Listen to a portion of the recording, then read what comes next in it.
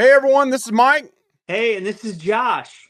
and we are Real Dead. Yep. And today we're doing the month of April, our movie of the month review as far as a classic that the subscribers of Real Dead voted on. And Yep. Tremors is the winner this month, right, Josh? Yes, 1990s Tremors. Now, this is a PG-13 movie, but in an era where PG-13 horror movies were still pretty good, in my opinion.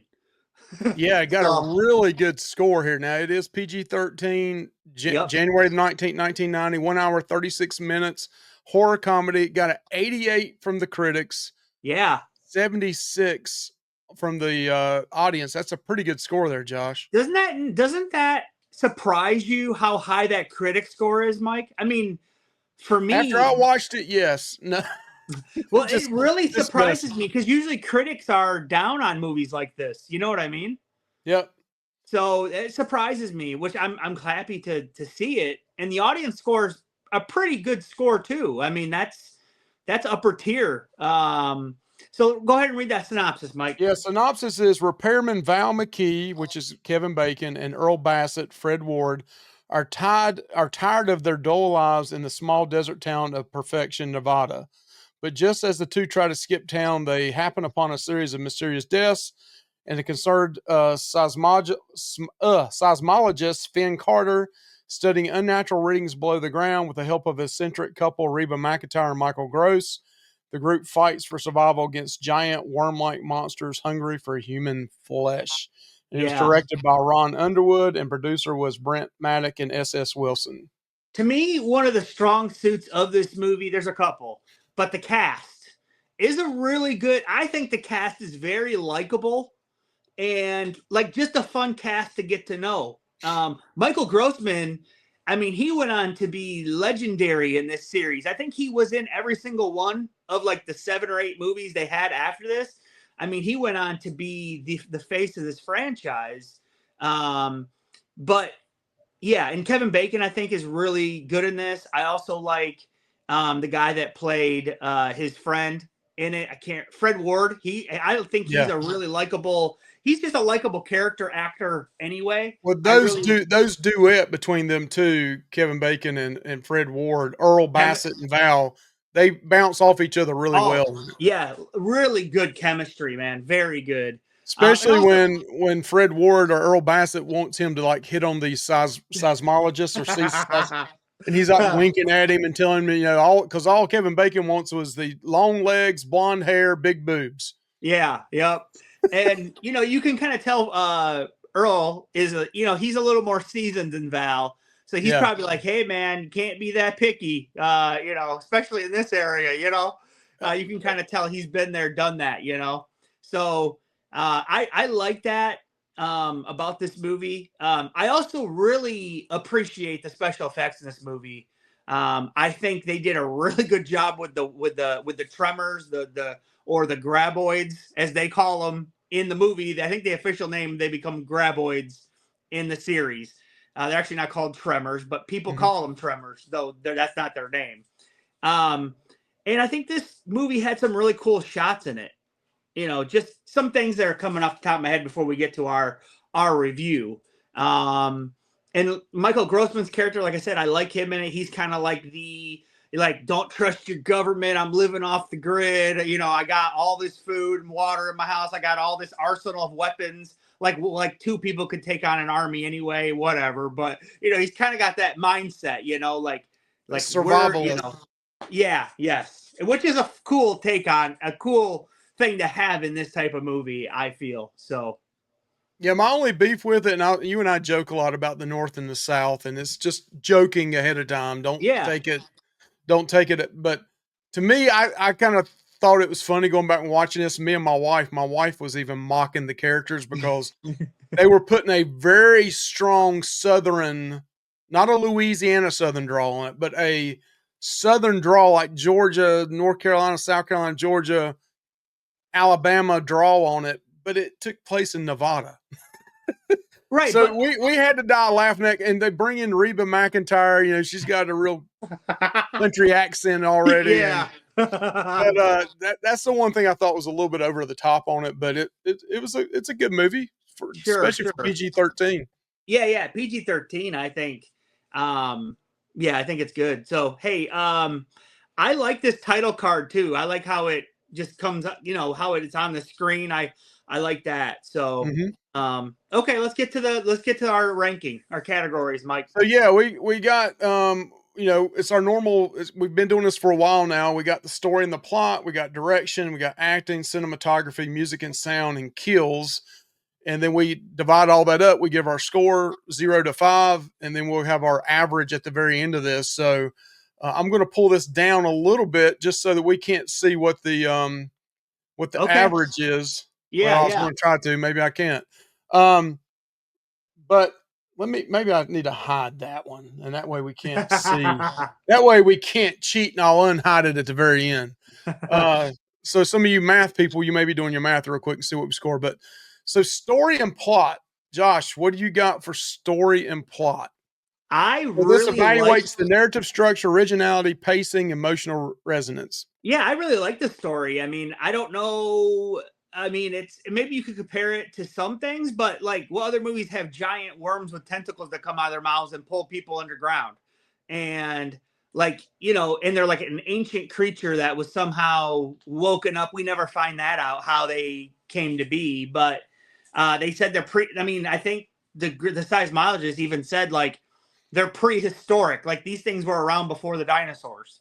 So, um, yeah, I really like the plot and the story. I think it flows really good and it makes for enjoyable watching, and it goes by fast. I don't think it's a boring movie at all. It's not, in my opinion. So for me, I'm giving it a 4. Yeah, that's exactly what I was going to give it as a 4 as well. It it takes a little time to get that first kill, maybe 10 minutes into the movie. I don't know. Did you write that down? How long it took to get the No, I first did not. kill? No, but I have the total kill We'll count. I'll talk get to about the that when we kills get to the later, kills. but this was the story and the plot. The story, just up front, I am not a big fan of creature features. That's just me. I'm just not. I'm more of a slasher guy when it comes to horrors, but the originality of this was great. You got Yeah. something under the ground. All of a sudden, you see Yep. this thing coming out. I love how, and this will be some of the cinematography and stuff, but how they kill it. At the Yep. end, you start using guns and stuff, but then at the beginning, you got it. It kills itself. It runs into something, and then one time it runs out. Through a gully or something like. I mean, so I thought it was really cool and original. I Yeah. don't know, especially for that time period, if Right. there ever was a creature like this. Right. I don't. Um, I mean, maybe someone can point it out in the comments, but yeah, I the don't like think the so. But how they took the take on vibration of the ground and so yep. forth, and the little girl on the pogo stick, and she like, oh, stop doing. So I really liked it. I thought it was Well, a well written, and I definitely could see the direction they were going with this. right. And if you were watching this in 1990, you were learning along with the characters about like how these things hunt, what they are, where they're at. It Like wasn't like a werewolf movie that's been done 100 million times, and you're like, that's "Oh, right. is this a different take on werewolf?" This is something we'd never seen at that time That's right. that I can recall. And right, and like I said, you're learning like vibration of the ground. Like then you learn it's a bigger creature and it has tentacles that can come out and grab you. Like you're learning along with the characters. That's what I like about it. Too. So the next one is direction, as assesses the director's vision, storytelling ability, and execution. I kind of did all that together, so I'm going to give that a Right. 4 as well. I'll go ahead Yeah, and give me my too. score on it. Yep. What's yours I, on that one, Josh? yeah, I'd say a 4. I like some of the Okay. shots in this, like that the director, like I love the shot, which I think they recreated it in other movies, and I don't know if it was in anything before, but the shot where the tremor comes underneath those wooden planks and they all roll up, Yeah, I that was a love good that shot. shit. Yeah, that is an awesome shot. I And then thought just what's all hilarious in the movie was, and I could see this happening in real life, especially if it was in the true South, where they took the trimmer that had been, back to the back of the truck, yeah, and they cut it off or chopped it off or shot it off with a gun, and then they put it and had people taking their pictures with it. Kind of like the yeah, old Bigfoot thing. If you found a Bigfoot or some swamp thing or something, everybody in town would come and take a picture with a big snake or something. yeah. I thought that was hilarious. The guy that owned the shop, what was his name? Was his name Chang? I think. Yeah. he only paid $15 for it or something, and then he Yeah, was when he said charging like 15, I was like, $5 a man, you should at photo. least got 40 out of that or something, man. Come on now. This movie So does have a good amount of like funny lines in it too, yeah, like genuinely it's horror funny. comedy, and it's it's one of those you can watch with your kids too. I mean, and Yeah, grandkids. Like, it's not one that's no, super gory, and it's not nope, terrifying scary, but it's got some, it's got a little bit of scare there. So, yeah. acting focuses on the performance, chemistry, and believability of the cast. Now, I'll say some of the lesser characters probably weren't that great, but like for me, the main cast, you have Fred Ward, Kevin Bacon, Michael Gross, I think is really good in this movie. Reba McEntire even didn't do too bad. I mean, some of her lines were a little bit of cardboard, but like she didn't do too bad because she's not an actress. Right. And yeah, and this also has the little girl, the girl on the pogo stick. She's the girl from the original Jurassic Park. The sister. Oh, okay. Yeah. Okay. Yeah, she went out like a couple years after this. She was in one of the biggest movies ever, Jurassic Park. So, Wow. yeah. So, yeah, I think I mean for the cast, I'll give it a 3.8 because I just Fred Ward and Kevin Bacon make it a 3 for. I mean, they're great together. I love when they shoot for stuff like rock paper scissors for stuff. I think that's funny. And yeah, I just think it's great camaraderie. You feel like these guys are actually friends. So everybody's gonna think I was gonna copy you. I was actually gonna go 3.75, but I'm gonna go down to Wow. I'm gonna go 3.5 just because we're too close there, Josh. Okay. Um, People are gonna I, think we went over this beforehand. yeah, the biggest thing for me was the accent. I know that's Okay. nothing major, but it's part of the acting, and I'm sure the director told them to have a really southern drawl on it. But we're out in Nevada. I mean, come on now. Yeah, but Fred Ward didn't have a southern accent, did he?